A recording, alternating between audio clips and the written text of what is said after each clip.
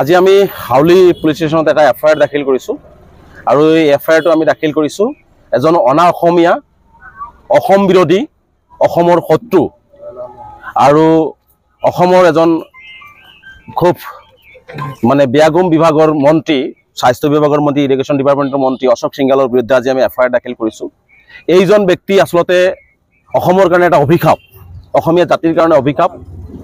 এইজন ব্যক্তিয়ে দুদিনমান আগতে অসমৰ প্ৰায় 90 লাখ জনসংখ্যা থকা এটি জনগোষ্ঠীক টাৰ্গেট কৰি যি ধৰণে সাম্প্ৰদায়িক বিষবস্ত্ৰ বিয়পাই এটা সংঘাত সৃষ্টি কৰিব বিচাৰিছে অশোক সিংঘালে, তাক আমি সদৌ অসম সংখ্যালঘু ছাত্ৰই তীব্ৰভাৱে নিন্দা কৰিছোঁ, গৰিহণা দিছোঁ।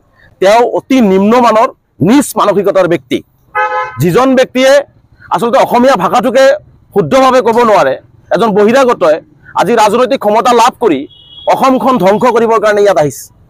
অসমৰ পৰা তেওঁ বিভিন্ন বিভাগত লুটিপুটি খাই ধন সংগ্ৰহ কৰি আজি তেওঁ ৰাজনৈতিকভাৱে যেতিয়া দেখিছে যে বিফল হোৱাৰ সম্ভাৱনা বেছি, অসমৰ ৰাইজে এনেকুৱা অনা অসমীয়া ব্যক্তিক বয়কট কৰাৰ সিদ্ধান্ত লৈ আছে, তেনে সময়ত সাম্প্ৰদায়িক বিষবস্ত্ৰ বিয়পাই হিন্দু মুছলমান কথাবিলাক কৈ কাৰোবাক ক'ৰবাত দোকান দিব লাগে ক'ৰবাত দিব নালাগে আৰু কোনো জনগোষ্ঠীৰ লগত তেওঁ 1% নাই, সেই জনগোষ্ঠীয়ে কেতিয়াও কোৱা নাই যে অশোক সিংঘাল তেওঁলোকৰ লগত থাকিব লাগে।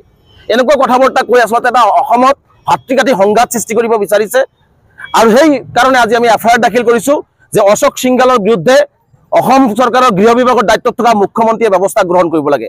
এজন সংবিধানৰ শপত খাই সকলো জাতি জনগোষ্ঠীৰ সমন্বয়ন সমমৰ্যাদা আৰু সমবিকাশৰ কথা ক'ব লাগে। তেনে ক্ষেত্ৰত সংবিধানক অৱমাননা কৰি শপত খোৱা মানুহজনে কি ধৰণে এটা জনগোষ্ঠীক টাৰ্গেট কৰি এনেকুৱা ধৰণৰ মন্তব্য দিব পাৰিছে, এই কথাটো কিন্তু অসমৰ মুখ্যমন্ত্ৰীয়ে জবাব দিব লাগিব। আচলতে অশোক সিংঘালে গম পায় নে নাই? অশোক সিংঘালৰ যদি বুকুত দম আছে তেনেহ'লে নিৰ্বাচনৰ সময়ত মিয়াসকলৰ ভৰিত ধৰি ভোট ভিক্ষা কৰাটো বন্ধ কৰি দিয়ক, ৰাজহুৱা ঘোষণা কৰক। তেওঁ ৰাজহুৱা ঘোষণা কৰক যে মিয়াসকলৰ ভোট আমাক নালাগে। তেনেহ'লে চামুগুৰিত কিয় মিয়াৰ ভৰিত পৰি ভোট লাগে বুলি ভোট ভিক্ষা খুজিবলৈ গৈছিল বিজেপি দলে? ইয়াৰ জবাব অশোক সিংঘালৰ হাতত আছে।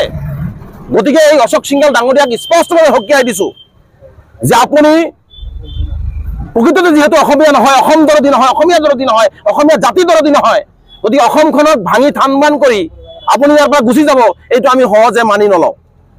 স্পষ্ট ভাষাত অসমৰ মুখ্যমন্ত্ৰী ডাঙৰীয়াক কৈছোঁ যে মুখ্যমন্ত্ৰী ডাঙৰীয়াই ইয়াৰ বিৰুদ্ধে ব্যৱস্থা ল'ব লাগে। আমি সিদ্ধান্ত গ্ৰহণ কৰিছোঁ অশোক সিংঘালৰ বিৰুদ্ধে তেওঁৰ মন্ত্ৰীত্ব থকাৰ নৈতিক অধিকাৰ নাই, তেওঁ মন্ত্ৰী থকাৰ নৈতিক অধিকাৰেই নাই।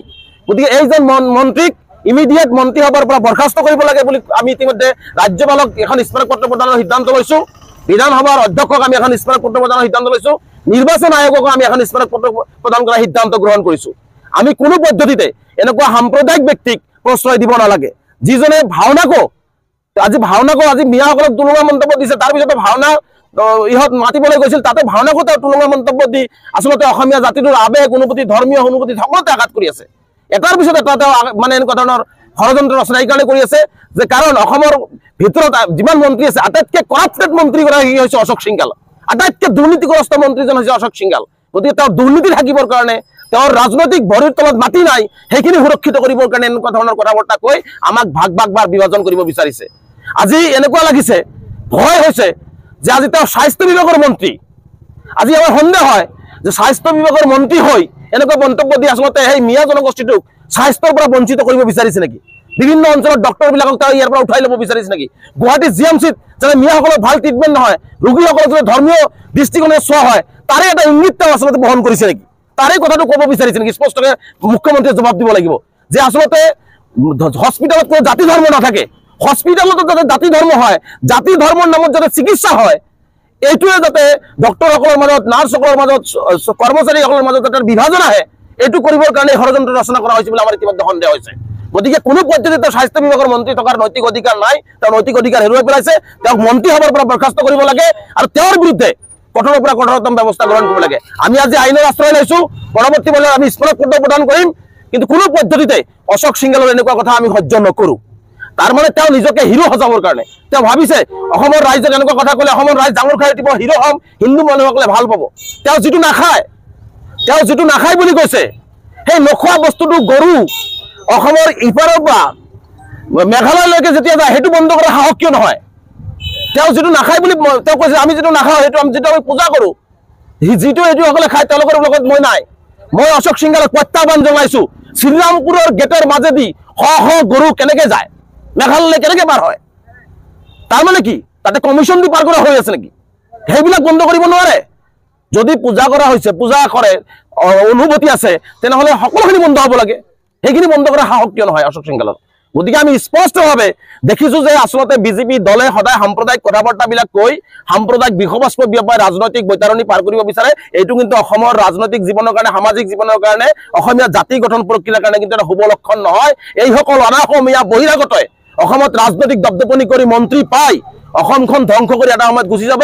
সেইকাৰণে অসমবাসী ৰাইজক মই বিনম্ৰতাৰে আহ্বান জনাইছোঁ, এনেকুৱা ধৰণৰ সাম্প্ৰদায়িক নীতি কৰা, অসমীয়া মানুহৰ মাজত বিভাজন সৃষ্টি কৰা, ধৰ্মৰ নামত বিভাজন সৃষ্টি কৰা এইসকল ব্যক্তিক আমি বয়কট কৰি অসমীয়া জাতিটো, অসমখনক, অসমীয়া সমাজখনক আমি সুৰক্ষিত কৰি ৰাখিব লাগিব। অন্যথাই কিন্তু অসমীয়া সমাজ ধ্বংসৰ পথত তেওঁলোকে গতি কৰাই লৈ যাব।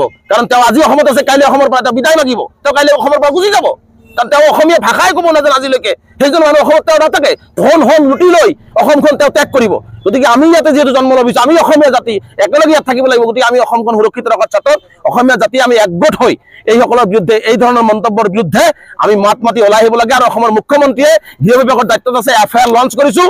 গতিকে এই FIR ভিত্তিত তেওঁৰ বিৰুদ্ধে আইনগত ব্যৱস্থা গ্ৰহণ কৰিব লাগিব। অন্যথা আৰু ইয়াতকৈ ভয়াৱহ আন্দোলনৰ কাৰ্যসূচী আমি গ্ৰহণ কৰিবলৈ বাধ্য হ'ম। আৰু স্পষ্টকৈ মই কৈছোঁ যে মুখ্যমন্ত্ৰীয়ে যদি বা সৎ সাহস আছে, অশোক সিংঘালৰ যদি সৎ সাহস আছে, চামগুৰিত যে ভোট ভিক্ষা কৰিব গৈছিল, সেই মিয়াসকলৰ ভৰিত ধৰি যে ভোট ভিক্ষা খুজিলে, যদি বুকুত সৎ সাহস আছে, 26ৰ নিৰ্বাচনত এতিয়াই ঘোষণা কৰক যে কোনো ধৰণৰ নিৰ্বাচনী বৈতানি পালনৰ কোনো ধৰণৰ প্ৰতিনিধি নাথাকে, কোনো ধৰণৰ বিজেপিৰ কেণ্ডিডেট নাথাকে,